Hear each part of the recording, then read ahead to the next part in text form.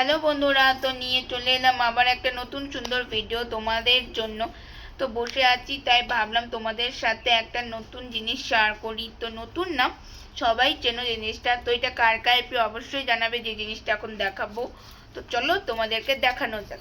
তো এই দেখো, তো মা কাটছে। তো একটু জায়গাটা একটু নোংরা আছে, কিছু মনে করো না, কারণ মা কাঁঠাল কাটছে। তোমরা বলেই দিলাম। এই দেখো কাঁঠাল, এটা কুচবিহার থেকে নিয়ে এসছে। এরকম পিস পিস করে একদম কেটে ঠেটে দিয়েছে, বড় বড় পিস করে দিয়ে দিয়েছে একদম।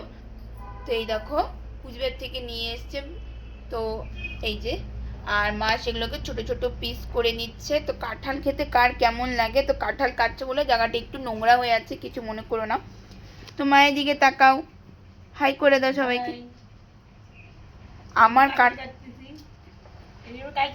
কত সুবিধা, কষ্ট নাই।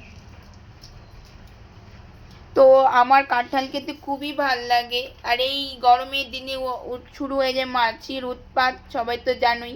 কার কার বাড়িতে এরকম মাছির উৎপাত অবশ্যই জানাবে। দিনের বেলা মাছি মশা সবই থাকে, কার কার বাড়িতে এরকম থাকে অবশ্যই জানাবে। তো ভিডিওটা যদি একটু বড় হয়ে থাকে প্লিজ কেউ কিছু মনে করো না। আর পাকা কাঁঠাল খেতে কার কেমন লাগে? বাড়ির পাকা কাঁঠাল খেতে আমার প্রচণ্ড ভালো লাগে। মা বাবা দুজনে একজনও খায় না, কিন্তু আমি খাই। পাকা কাঁঠাল কাঁচা কাঁঠাল মা বাবার দুটোর একটা কারো পছন্দ না, কিন্তু আমার খুব ভালো লাগে।